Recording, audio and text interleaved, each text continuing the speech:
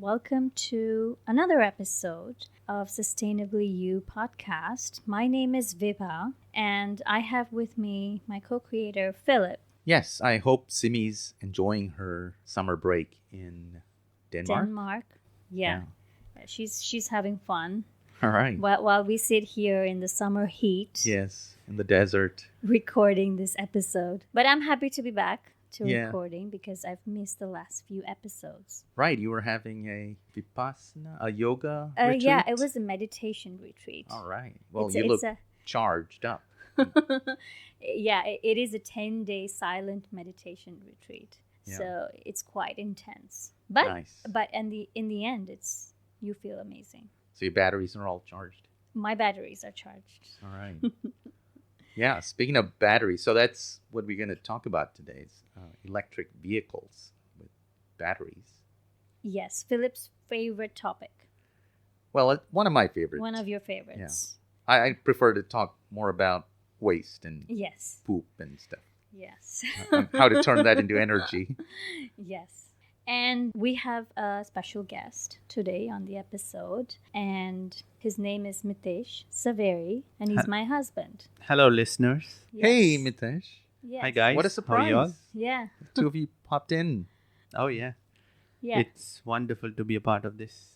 So Mitesh is an automotive engineer, and he is also a vlogger. He tests cars, he reviews cars, and he's driven almost more than 100 different types of cars by now. Yes. Yeah. About 130 cars now, comprising of electric cars, sedans, SUVs, and luxury cars. Pretty much you name it, and yeah, I have test driven it.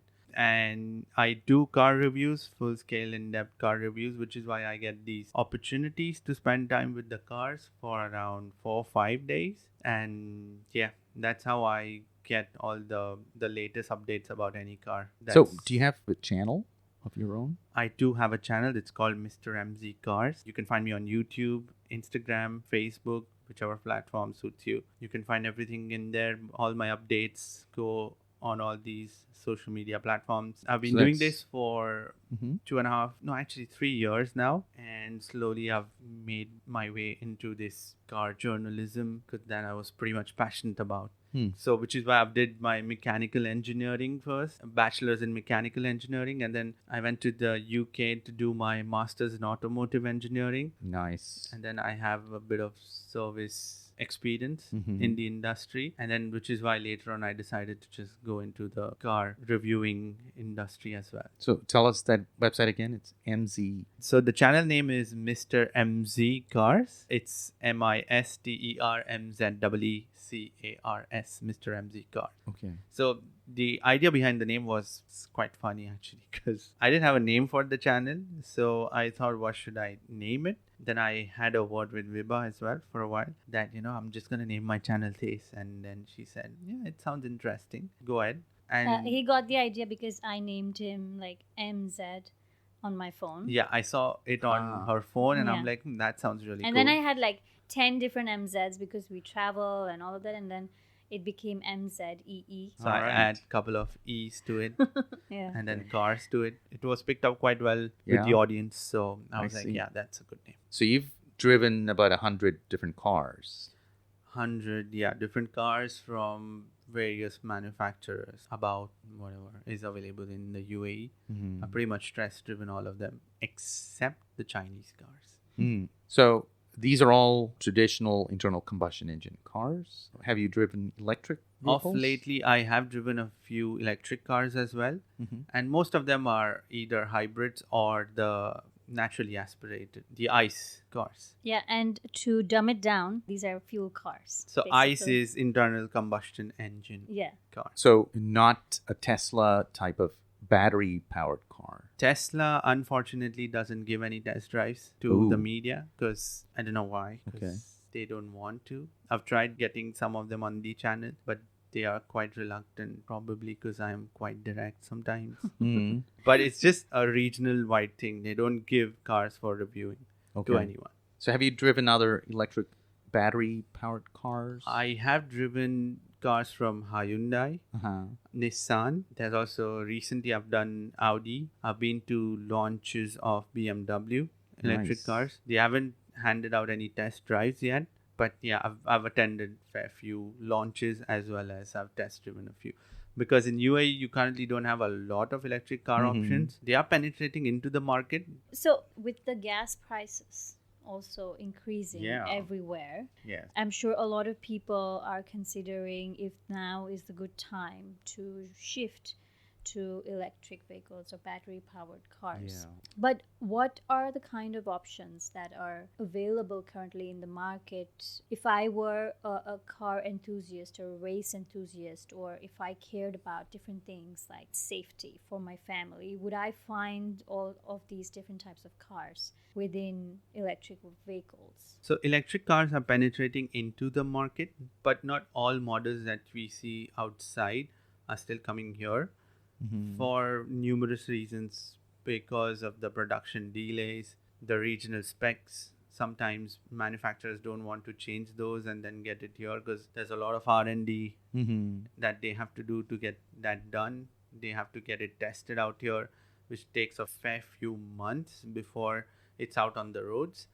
So it's all these problems because of which they don't get into that. Plus, traditionally, Middle East region is more dominated by petrol-powered cars right now. So there is still a bit of hesitancy from the consumer as well. Because fuel used to be cheaper before. Mhm. Fuel used to be Until- cheaper, yes. But even though right now the fuel is expensive, Yes. the electric cars, I don't see them, or I don't know if it's too early to just give that result right now, early into this podcast, but it's still a midway kind of a solution between, going fully electric and having a vision for going into that. Because there's Okay. a lot of development that needs to happen around it first. Right. So there are hybrid cars now. Those are internal combustion cars that have a battery to store electricity on the go while they're braking. Yeah, Right. so there are different models of hybrid cars as well. So one where the electric motors would initially accelerate the car up to 20-30 kilometers per hour. Mhm. They have their own small battery inside, and then they will have a range of about 15 odd kilometers. So you drive till that point on pure electric power, but the speeds are below 40 kilometers per hour. Mhm. And then the engine kicks in. I see. Then electric motors make sure that they just keep, filling in those power gaps in between. Okay. So that's how you save fuel on Yes, on because at distance. the lower levels, you are just using pure electric motors. So hybrids would give gas mileage or gas consumption per kilometer or miles. Yeah. What, double that of ICE? I wouldn't say double. Like, let's say, for example, right now I have a 2-liter engine, Mm-hmm. and that is a hybrid car, and that has, say, 60 liters of fuel tank capacity. Now, combined with the hybrid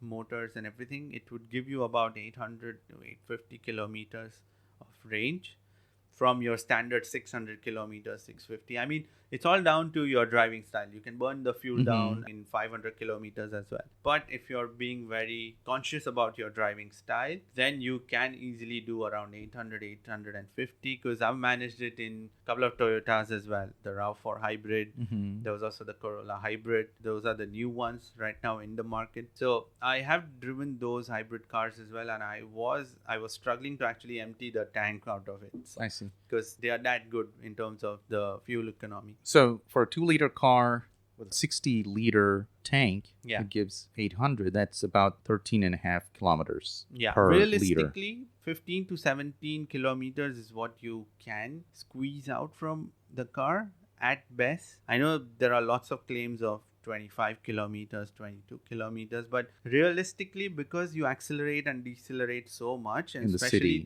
Yes. the speeds are so high out here, average of around 100 kilometers per hour. So at that speed, it's going to be around 13 to 15 to max 17 on a long cruise. So it's not that far different from just regular ICE cars. Exactly. That's my Okay. point. So the best situation right now is either go hybrid or there are downsize options. So the downsize option is you have a 1.5 liter engine, which is a turbocharged engine. Now that helps you with, having the same amount of fuel economy, the range and everything, while reducing your consumption as well. The problem is that when you introduce the turbocharger, it adds another level of intricacy Yes. into the engine. Yes. And because of that, there are more issues in terms of the turbocharger failure, plus the regional problems of having high heat. Turbochargers don't usually like that. So I see. the high heated air Okay. that goes inside. So just to rephrase, so you're saying because of the higher gas prices, Yeah. for a regular consumer,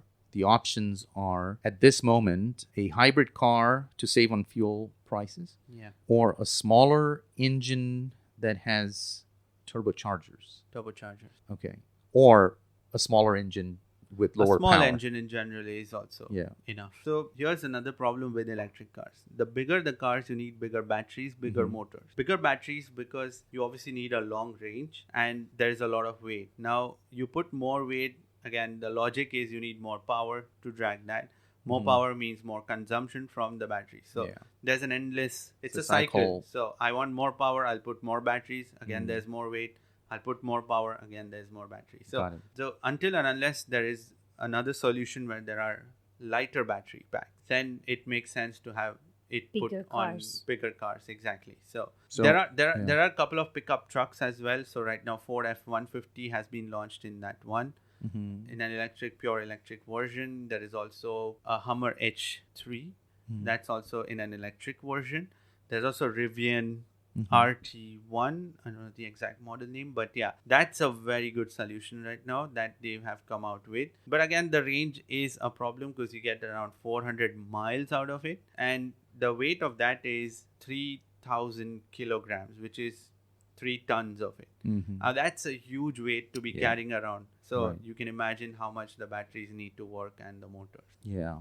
Okay. So, what are the electric vehicle options in the UAE? Let's say in the Gulf region. So currently we have options from Hyundai. There is the Hyundai Ioniq. There's also Chevrolet Bolt. Okay. And what are the sizes also? The Chevrolet Bolt is a hatchback, 4-door. 4-door hatchback, a small car. There's also Nissan Leaf, which is again a hatchback, a small one. 4-door. 4-door. There is also the Hyundai Ioniq, which I said it's like a small compact sedan. Again, a 4-door, but it looks ugly. Okay. And pretty much all electric cars look ugly, by the way. So Okay. because That's a drawback. I'm going to come to that as well. So there's also electric cars from Mercedes, which is an EQC, which is an SUV, Oh, 4-door. so small compact SUV. It's not a compact, it's a mid-size SUV that you can say. Okay. There's also the BMW iX. Again, that's an SUV, a full-size 5-seater, Five-seater, 5-door, okay. yeah, SUV. There's also from Audi, the recent one which I've driven is the Audi RS e-tron GT. This is a performance car, 2-seater.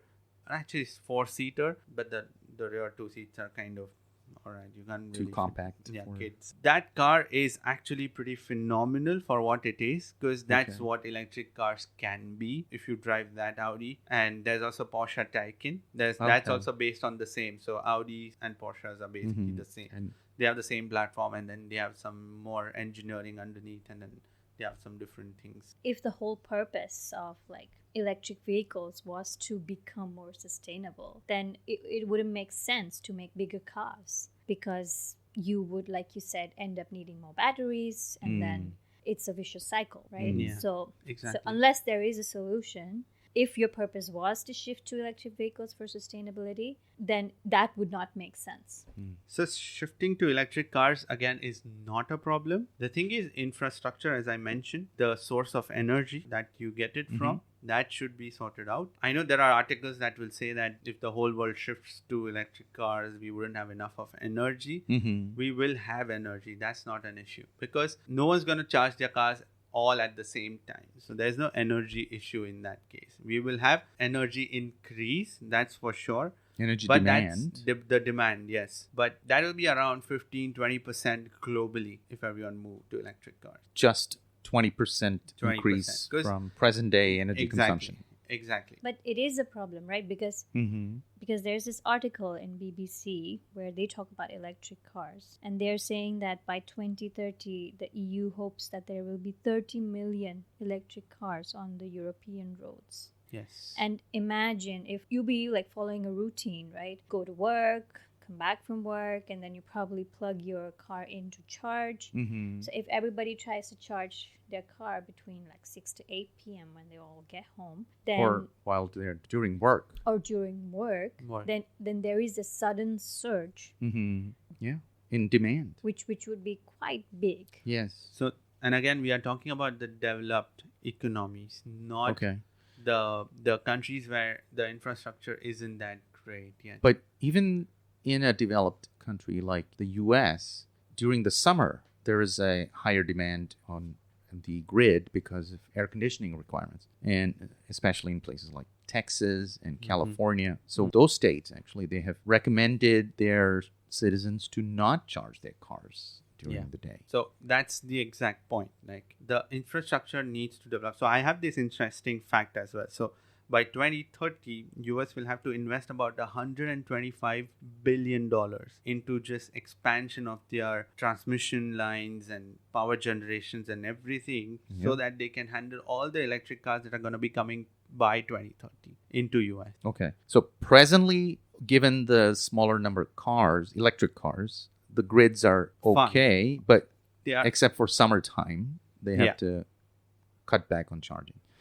But given the expected rise in number of electric cars, you're saying that the grid needs to grow alongside. Exactly. It needs to develop at a rapid pace. The problem with electric cars is 10 years back, electric cars were as a prototype. And then the world had a sudden problem of pollution and everything and cut back on fuel. So electric cars were the only thing which were half decent or half ready to take over from petrol cars. So that became as a mainstream electric cars. And then everyone started adopting that as a solution. So it went from being some few thousands of electric cars to now we have millions of cars already on road. Mm-hmm. Now, there is not just the electric cars, but because electric cars did not get time to fully develop properly, there are some more issues, which is their waste disposal, Mm-hmm. which we are obviously going to cover it up later on. But that's one huge issue which is kind of still lurking around in the backdrop right now. And plus, Right.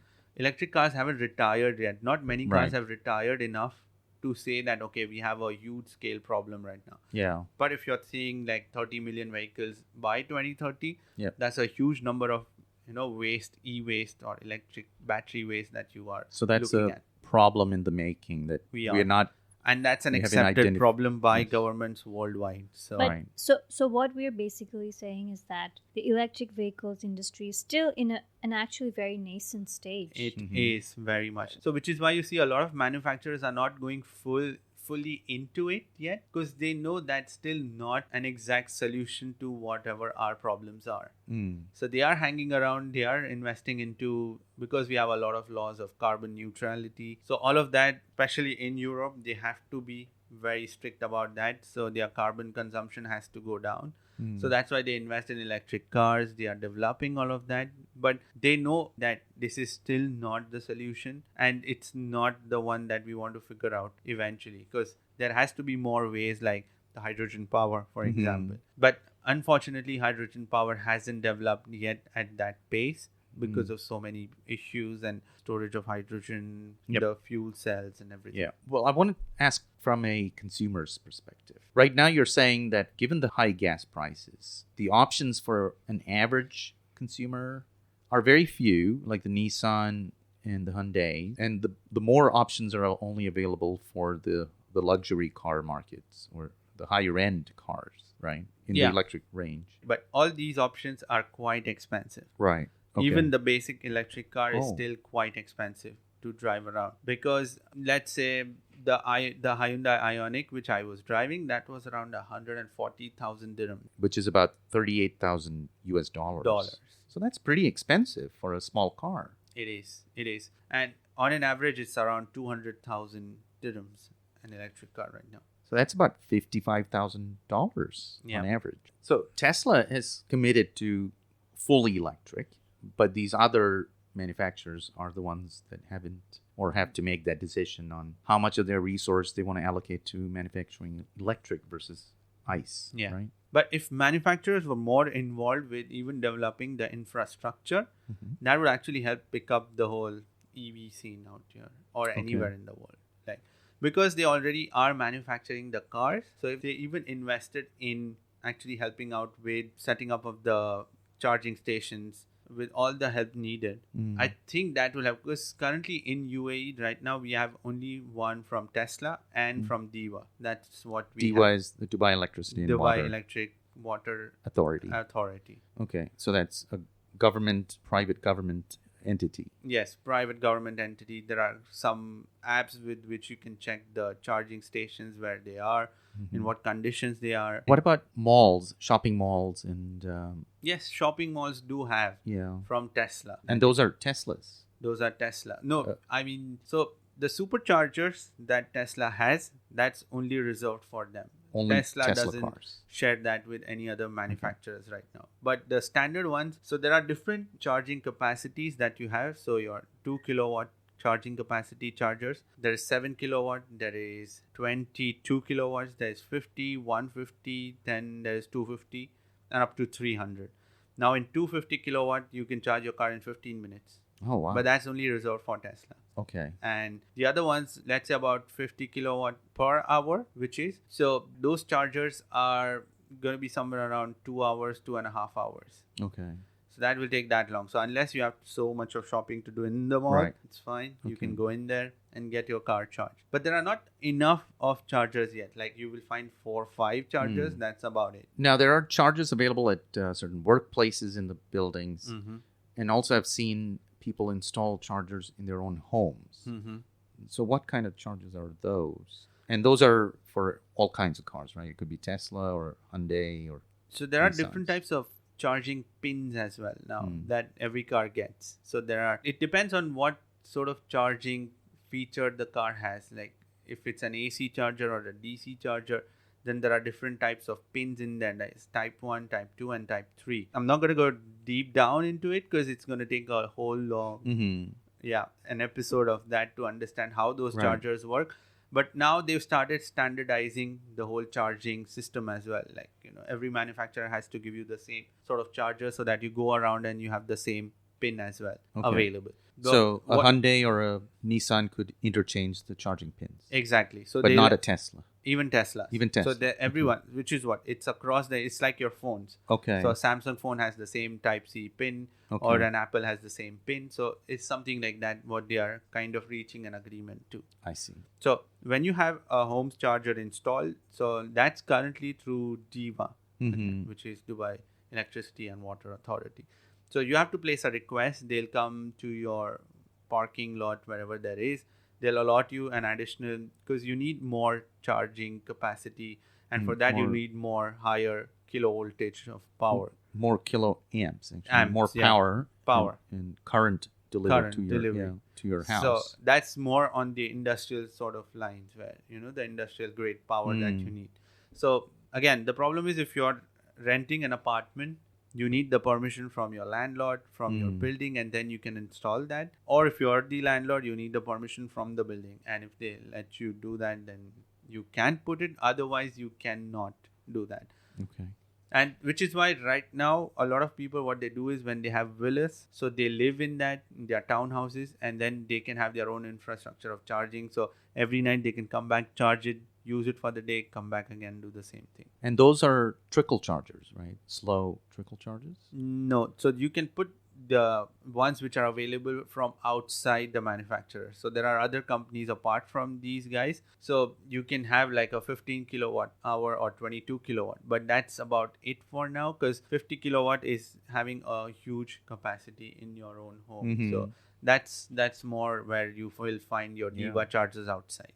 So 15 kilowatt. That's going to take 6 to 7 hours, 15 kilowatt. Okay. So it takes 6 to 7 hours to charge on a 15 kilowatt charger. And a 15 kilowatt would be about 15 electric heaters, right? So that's quite a lot of power for a house, because most houses use about 2 kilowatts at any given time.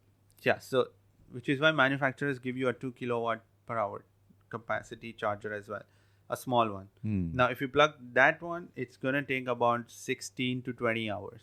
16 to 20 on the trickle So charger. you can just plug it into your normal plugs and then you can charge it. And depending on the battery capacity, which these days is quite big now because of the range that we want. So it takes around 16 to 20 for a hours. full, Yeah. For a full charge. For a full from charge. zero. Zero to full. Okay. So if you are to compare the cost of that 15 kilowatt charger that you're using with fuel prices, would that come out as less expensive?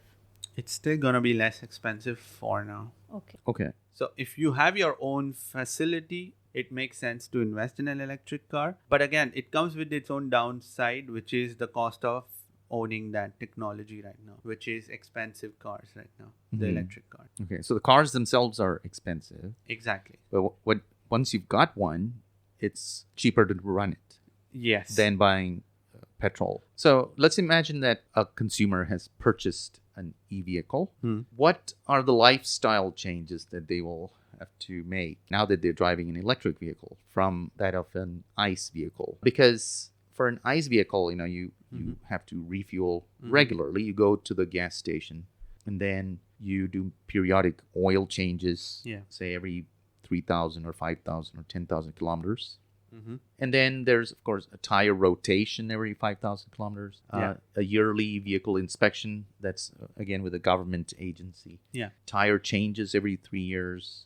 Then, of course, there's warranty period, services, 6 months, et cetera, et cetera. What are the changes in lifestyle that an electric owner has to make? So from a mechanical perspective, electric cars drive slightly different than your conventional ICE cars. So electric cars have also got kinetic energy, regenerative braking. So whenever you brake, the car will convert that kinetic energy into electric power and will store into the batteries again. So that requires a bit of flywheel and all of that mechanism inside. So which is why you can actually drive an electric car with a single pedal without needing the brakes sometimes. So the charging levels are there on your car itself. There are 3-4 levels based on different manufacturers. So they drive differently. They do drive differently. So you have to kind of you unlearn and relearn how to drive. You need to recalibrate how that accelerator pedal works and get used to that fact. Then there is the next factor is planning your journey in an electric car. Because if you, let's say, have a long journey the next day and you forget to charge your car, you're going to be spending some time in between to charge your car at a petrol station or wherever you find the charger. But in a petrol powered car right now, what you can do is just, if you forget, you can just fill it from a petrol station right now. Because I've done already a few cars, I've driven them, and every time I've done that, the first thought that I've always, when I picked up a car, is where do I charge it now? And then I'm scouting for chargers. Whenever I'm going around, I'm always looking at my range.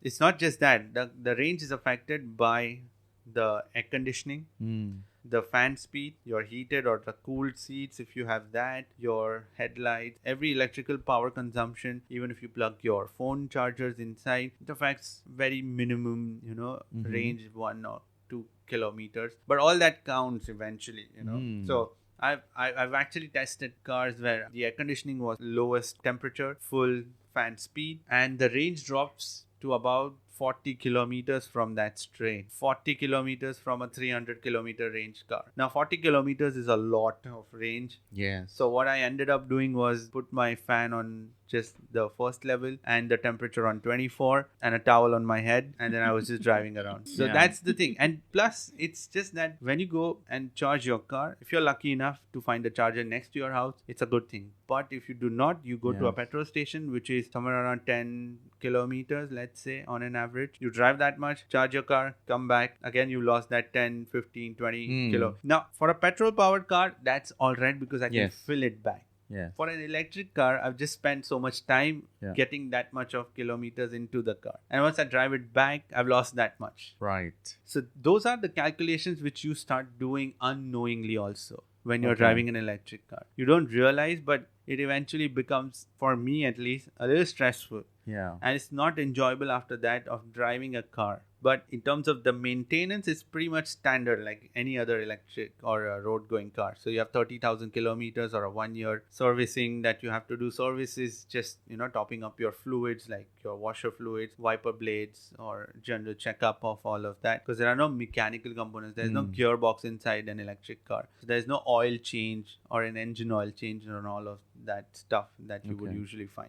And these are annual, These are annual the maintenance. maintenance. Yeah. So it's not every 3 months. It's No. annual. There's also one more point which I wanted to add was the battery pack Uh-huh. in the maintenance itself. Your battery is like your phone batteries or any other batteries. They will start degrading the more you use it. Ooh. So eventually, replacing them is gonna cost you around 15 to 20,000 dirhams a battery pack of Okay, it so that's about $5,500 a year. Oh yeah, and For- in terms of dollars, yeah. for changing the battery pack. And you Yeah. do that after, what, 5 years? Depends on the degradation of the battery. Mhm. Because the manufacturers would usually give you around 8 years of warranty, and also they would give you 100,000 miles and 8-year warranty, the manufacturers. But if you just cross that, they will replace it for free, of course, if it's within the period.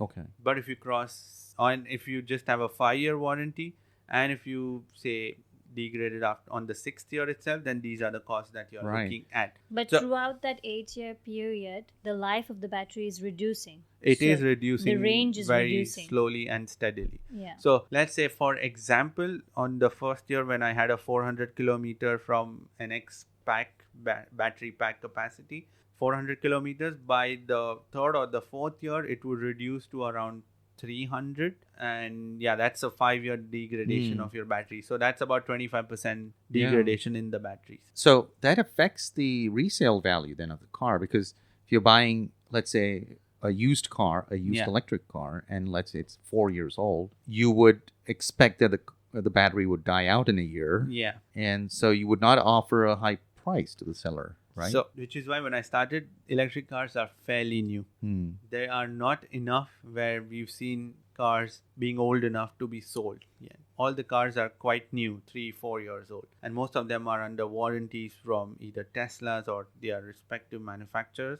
so they would have replaced them. Once that goes away, that warranty, I don't know how much expensive that cost is going to be for the end user after that. Okay, so that does bring up some questions we should deal with in the environmental impact. One more, sorry. Mhm. Because even the battery life is affected by the amount of charging and discharging that you do, and the temperature in the region. So batteries are quite sensitive to temperature as well. So To higher it temperatures. to higher temperatures or even colder temperatures. Ooh. So the optimum temperature for a battery is around 25 degrees centigrade. Okay. If it's around that temperature, the batteries work really fine. They will go a longer way as well. But the reason, I don't know if you've observed your own phone batteries, they die in a couple of years here Mhm. compared to batteries in, let's say, a European country where the climate is cooler slightly. So there the battery would last another 6 months longer because of the constant degradation and the discharging and charging, all of that. So now manufacturers, what they are doing is they are putting a whole system inside the batteries where it pre-warms or pre-cools it when you are charging the battery. Oh dear. Okay. That's energy consumption again. More stress. Okay. Would you recommend electric cars for large fleet operators? Let's say, like delivery service companies, Mhm. even policemen or postmen. Would you recommend electric vehicles? If a company is capable to have everything laid out, like in terms of the infrastructure by themselves, why not? It's a good option.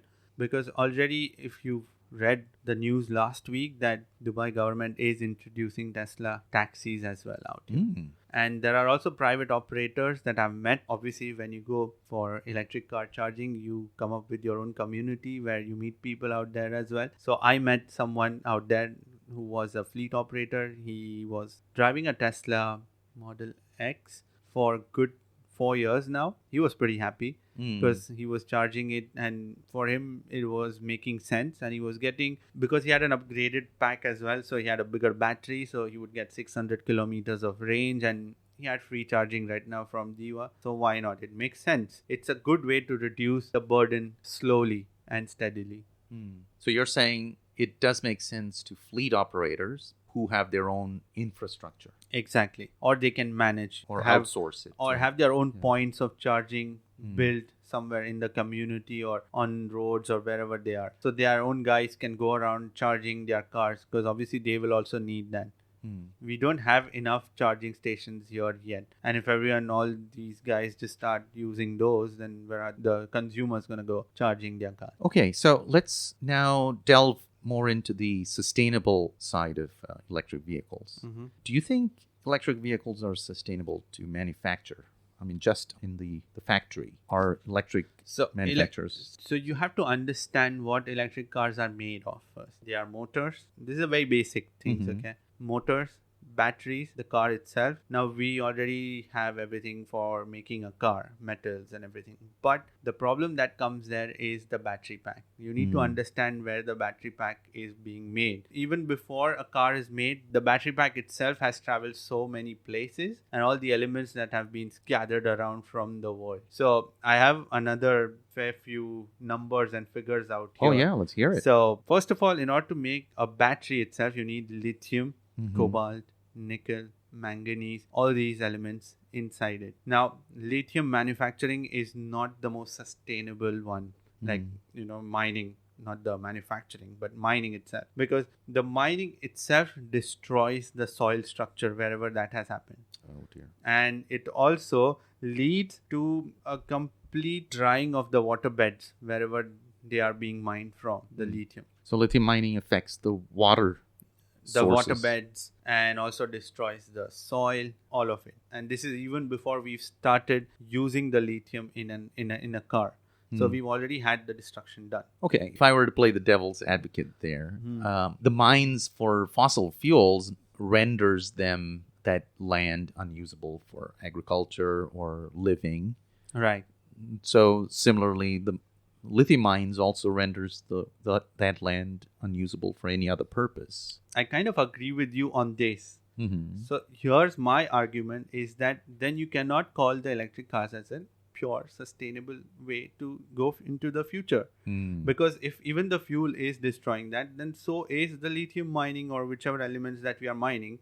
Even that is causing the same level of destructions. That's true. It's kind of whichever option is better or whichever we should just continue with. 'Cause So what needs to be compared is that obviously during the manufacturing and then during the operation and the life cycle of the whole ICE or conventional car, it will need fuel. Yeah. Whereas when it comes to an electric vehicle, it's the initial probably investment that you make. Yeah. But then if you have a clean energy source, then over the life cycle, are you doing less damage to the planet? Then Good you're point. doing less damage. But the battery pack is made in a certain country.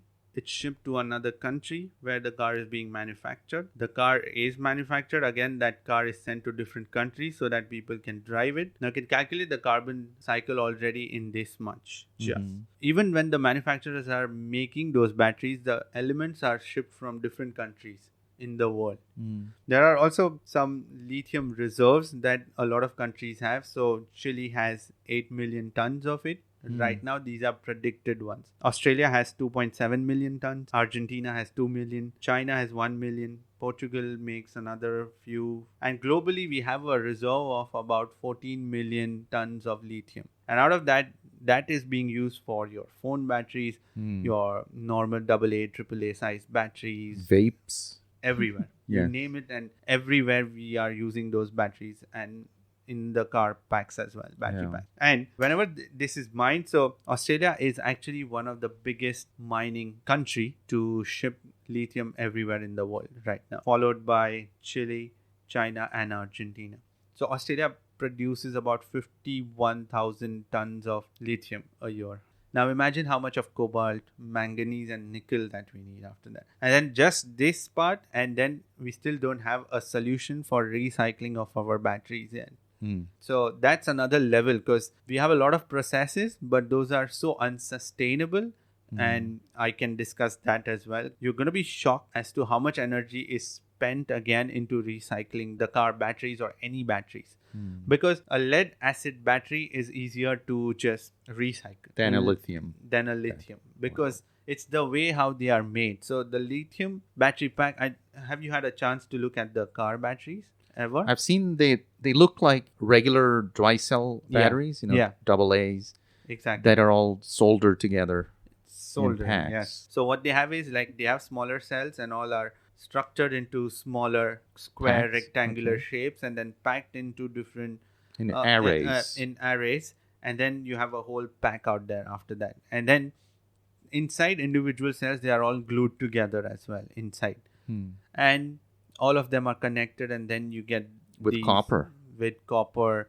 There are special glues, industrial glue, by the way, which actually is a lot more harmful when it goes into the recycling phase. Because this glue is quite difficult to break it. The whole point is that these battery pack have to sustain the daily abuse, use, vibrations of the car, so they cannot crack. And then in order to break them down, you need to follow more processes first to recycle them. Right. That makes sense. Okay. We discussed about the ability of the electric grid to support large-scale adoption of e-vehicles. So in your opinion, the grid capacity has to be expanded. We need more power generation plants.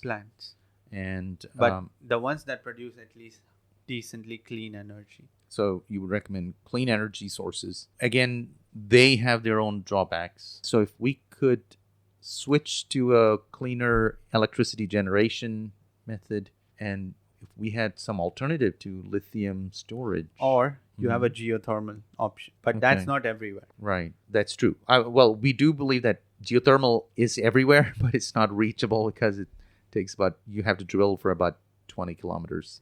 Yeah. About 10 to 20 kilometers to get to the geothermal heat source in most places. Yeah, so we do need a more reliable, clean electricity source. And right now, in my mind, only nuclear is popping up because the others are just not reliable. So, are e-vehicles also something that we can recycle to make it more sustainable? And what would be the end-of-life process that it can possibly go through?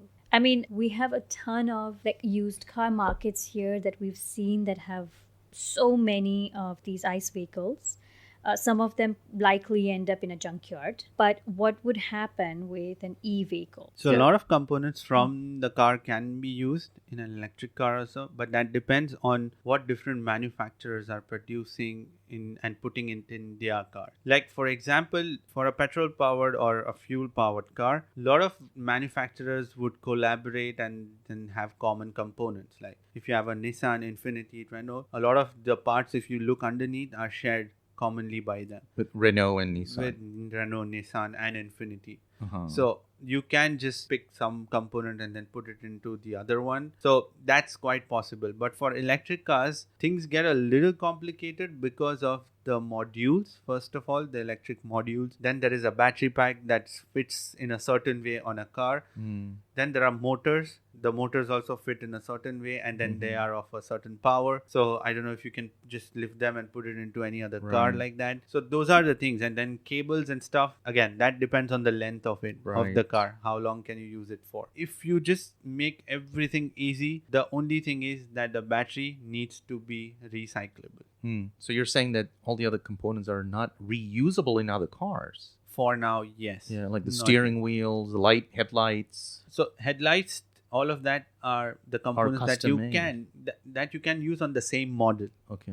You can. Even the steering, because those are electronic steerings these days, so you can use that, the seats and all of that. Yeah. But the other basic components, like for a fuel powered car, in the engine there are valves and stuff and spark plugs and all of that. Yeah.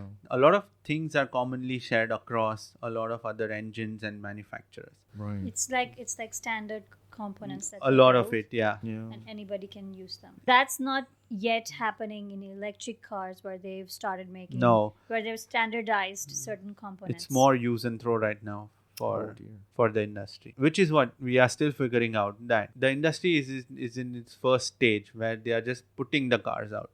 Now they will start figuring out what happens once they reach their end of cycle, or once they need maintenance, bigger ones, components, all of that. Well, right now, cell phones are that way. You cannot reuse most of the components. They have to be crushed and recycled. Yeah. And electric cars are kind of in that stage now. Their modules especially. Yeah. The control modules are not going to be used once they are dead. So they pretty much have to be crushed and I'm guessing that because there is a lot of mystery around that. What happens to those components yet? The only thing we know as of now is what happens to the batteries, which is not quite a lot. So globally, we only recycle about 5% of the total batteries, the lithium batteries that we have right now. Yeah. And even those 5%, whoever is doing that, that's still like a very cumbersome process. So the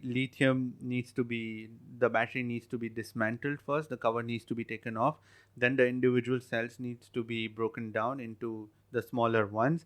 And then there's also this thing that lithium tends to, the whole cocktail of cobalt, nickel and everything tends to be very explosive. It is explosive if not opened correctly. And all that is done manually by someone right now, not robots or anything. So which is what it makes it very dangerous. And then even after you separate that out, there are a couple of processes right now which are followed in the industry, which is called as the pyrometallurgy. So what they do is they just put the whole battery and shred it into pieces. Yes. And then individually they just scout for different elements from that. That's a very energy intensive process again, in the form of manual labor in terms of shredding it and everything. Yeah. The next process is the hydrometallurgy, in which the battery, the top cover is removed and then everything is dipped in an acid. And then a full gunk comes out of it, a black one, and then someone sits down and then individually removes all of that. Or you again chemically reacting it with more elements and then separate it. Now, think of how many energy intense processes you've already done on all these things. So we did tackle the body of the cars and how we recycle them, but the bigger problem is the batteries, right? You spoke about it already. So what do you do with these dead batteries, and how do we replace them as well? So the dead batteries, as I explained, there is a long process of recycling them until and unless more manufacturers themselves do that, or independent companies start doing it, where they start recycling these batteries. Then it's going to be a huge advantage for electric cars for sure, because if we can find a sustainable and an easier way of separating these elements, this is another economy out there already. Because right now it's just being dominated by just the suppliers of 3, 4, 5, 6 countries, whatever we have. So they are just giving you the elements and then you are just using it and then putting them in a factory or just store it somewhere. But what Nissan and VW, Volkswagen have done is they've started utilizing their older batteries. They are only separating them out and then they are using it in their own robots in the factories that they use. So they use those batteries in a smaller way so that they keep recycling them. I see. Because they don't need the full power, but at least these are decent power. Okay. If you're a customer and if you experience a dead battery, what are you going to do? If you're within the warranty period and out of the warranty period, what are your options? If it's within the warranty period, you can just send it to your manufacturer or a dealership, and then they would probably just get it replaced for you for free because it's under warranty, obviously. But are things like natural events like floods or what else could happen? Floods. No, then you're not. Then even a fuel powered any car is not covered under that. You usually not just have the battery pack, you also have the controllers that are damaged. The controllers are even more expensive than the batteries themselves, because they are the ones, those are calculating every single thing on your car. The AI, everything is inside that. That's the head, the mind of the car. And not just one module, you have like several modules inside any car these days. So you are looking at a pretty expensive option after that. So the best thing is just forget it. Oh dear. Yeah. So basically, EU does have stricter laws when it comes the to EU? European Union. Oh, okay. Yeah, The European Union does have stricter laws when it comes to what manufacturers do with the electric vehicles towards the end of its life cycle. And that's why we are seeing all of these manufacturers like Nissan and Volkswagen that you mentioned are trying to get involved in this process. But it's still very early stages. They're still not able to scale this yet. So that is something that will still take time. Yes, they are developing. In fact, Volkswagen has come out with its own recycling plant in Germany. But the batteries that they do are about 3,000 packs. 3,600 3,600 batteries a year. That's about it year. for now. Yeah. 3,600 battery packs a year. Because it's still in its very nascent phase. Okay. So they are just trying to improve their recycling process, by being more efficient. So they are finding ways. But the good part is that the battery has a lot of components that are Yeah. not available as raw materials in these countries. Right. A lot of it is coming from outside. Yeah. So there are a lot of components that can be reused. Which is why if someone cracks it out properly, you have all these elements that can be sold again, and it can become like another recycling So option out there. this is an opportunity. It actually, is. for It's a new huge line one. of businesses. For whoever figures it out. Okay, well that is positive, Exactly. and we like positive things on Yeah. this show. I mean, it's more if the robotics are the way to go for these battery recycling process, because given the dangers of handling them, Mm-hmm.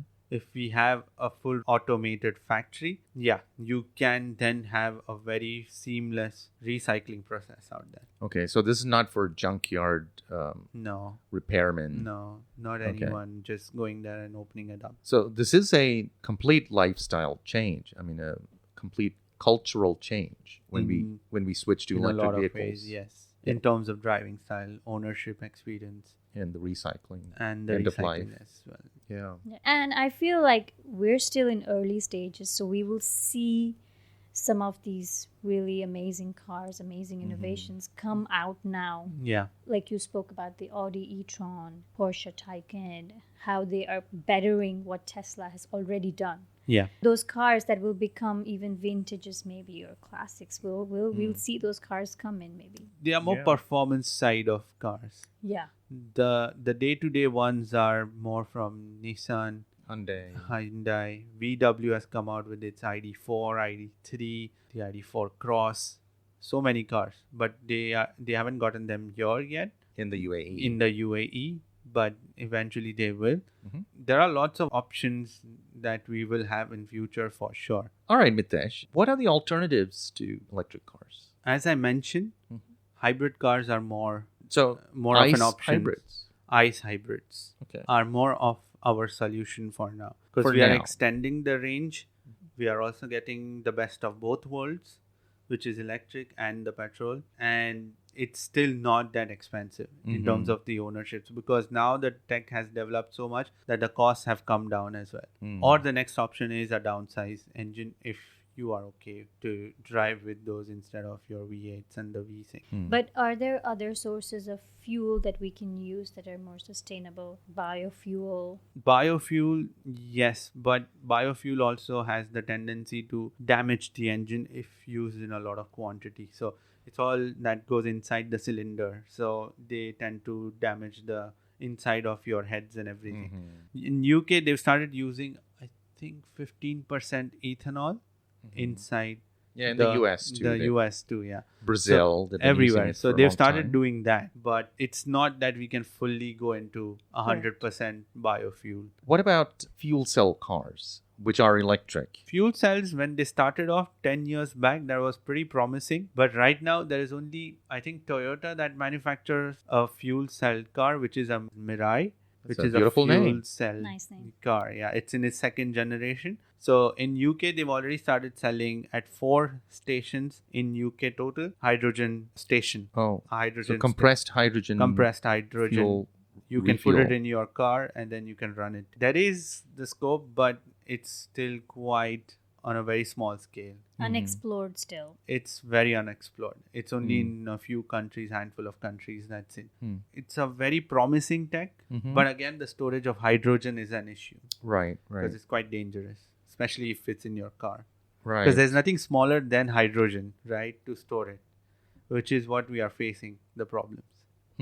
Yeah, it's always great to have like diversity in terms of the solutions that are available, because you don't want, I mean, it would be interesting to see how when a huge percentage of people, 70-80% of people have shifted to electric vehicles, and how that demand on the resources, energy resources, pans out.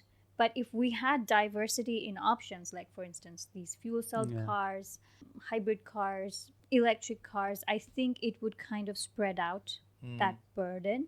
On the grid. Yeah. Okay. But it does make sense to, for now, focus our energy and resources on fine-tuning this option the electric car option that we have, because it does take a lot of research. It does take a lot of resource It's already taken years. to perfect. Plus, Yeah. let's not forget, we've already done a lot of research on fuel-powered cars. Mm-hmm. And now we've nearly perfected it to make it the most efficient right now, what we are seeing. Mm. I mean, these days you can easily go up to 13, 14, 15 kilometers per liter, which is For a 2-liter 2 car. liter, 1.5 liter engine cars. Right. And they don't feel very underpowered. All right, Mitesh. So what do you think of the future of electric cars? Electric cars do have a future, and I think pretty much everyone these days is trying or thinking of adopting that idea. Mm-hmm.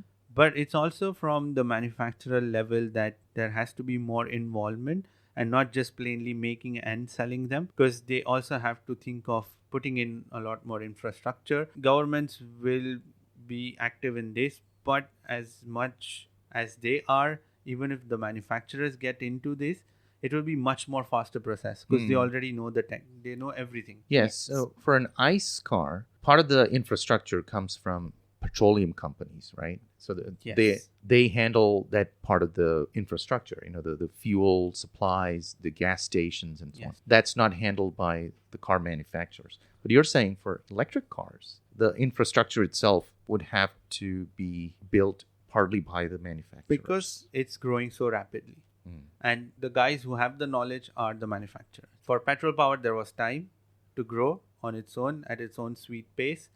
But for electric cars, because it's an urgency and we are looking at a 2030 deadline, so the manufacturers are in the best positions to help the individual governments or countries in figuring out this whole And infrastructure. they also need a lot of maintenance, a lot of looking after, their standardization required. Yes, the standardization plus more options of being sustainable, recyclable materials, or coming up with the methods or the techniques.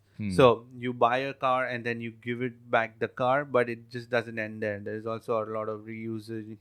Everything is going on. Okay. All right. Well, that is a positive note. So electric cars do have a future, and it could be a bright future, but it needs involvement from the manufacturers as well as new industries to be developed for recycling the batteries and the components and so on. Yeah, I mean, there could also be a third-party industry that gets involved in building all of these charging stations, Yes. providing these additional service or after-sale services. There are quite a lot of private companies as well Yeah, that are yeah. involved. So that's in this. opportunities for growth Exactly. for industries as well. 10 Right. years, yeah.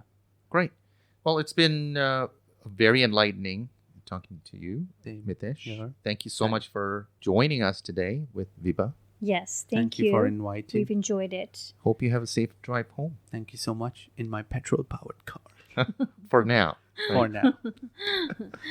Yeah. So with this episode, this is the 10th episode of the season. We are wrapping up the circular economy and zero waste season. We've tackled a lot of different episodes broadly, from looking into what circular economy is to how can we sustain natural resources to food production, consumption, agriculture, and even sustainable energy. In season 2, Simi, Philip, and I will now take you through some of the other industries, other categories and topics where we can have a circular economy. It has been a great journey so far creating this podcast, and it is so wonderful to have the support to hear from our listeners. So please, if you have any feedback, questions, you want us to look into specific topics, please reach out to us on our social channels, Sustainably U Podcast on Instagram, on Facebook, on YouTube, and you can find us on all the podcast platforms wherever you like to listen to podcasts. We'll see you again with